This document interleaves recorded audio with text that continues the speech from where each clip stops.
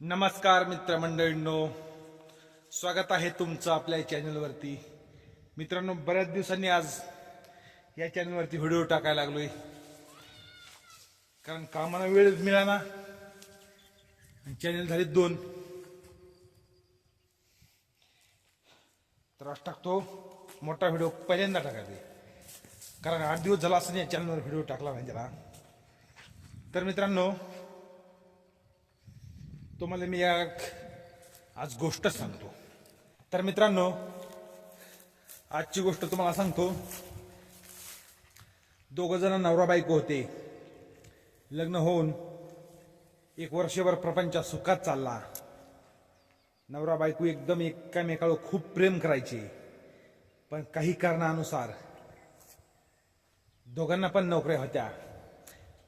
पण काही दिवसांनी काही कारणानुसार पतीची नोकरी गेली आणि पतीला घरी बसावं लागलं. पत्नीची नोकरी चालू होती. पती आपला कामावर जायचा, पत्नीला वाटेल ते आणून द्यायचा. एकदम त्यांचं सुखात चाललं होतं.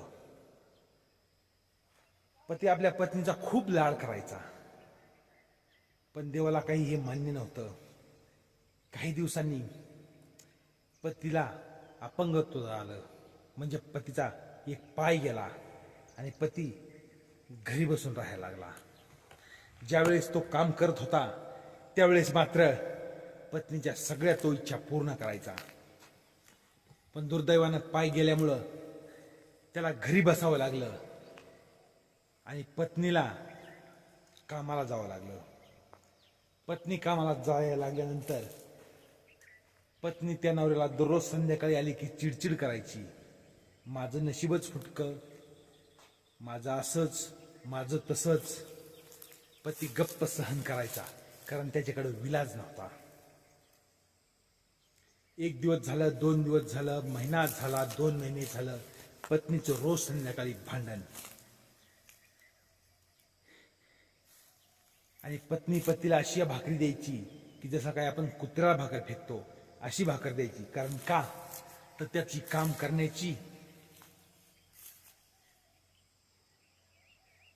अवस्था राहिली नव्हती. बघता बघता काही दिवसांनी पत्नी अशी एके दिवशी मानली, मला कामाला जायला उशीर व्हायलाय, तुमचं तुम्ही भाकर करून खा.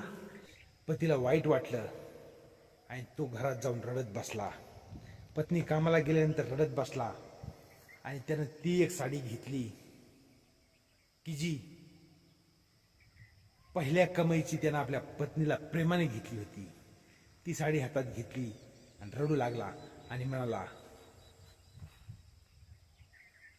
ज्या टायमाला मी चांगला होतो त्या टायमाला माझ्या पत्नीला मी काही कमी पडू देत नव्हतो.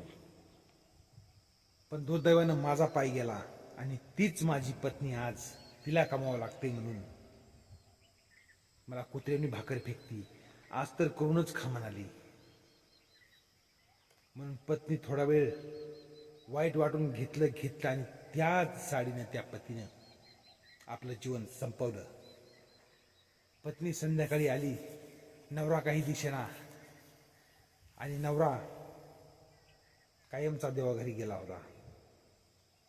मग पत्नी मोठ्या मोठ्यानं रडू लागली, हे काय झालं? पण त्याने एका चिठ्ठीवर लिहून ठेवलं होतं, ज्या टायमाला मी चांगला होतो, तुला घरी बसून घालत होतो, त्या टायमाला मी तुझे सगळे लाड पुरवले. पण आता दुर्दैवानं माझा पाय गेला, तुझ्यावर कमवायची वेळ आली, म्हणून तू माझी कुत्र्यावानी अवस्था करायला लागलीस. म्हणून मी आज जीवन संपवत आहे.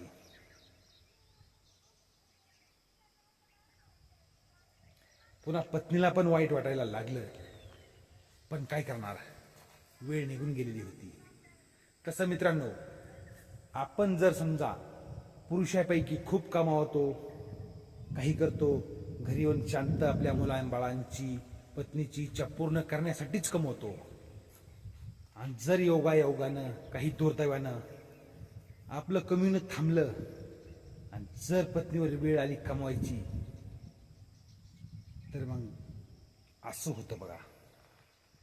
तसं मित्रांनो,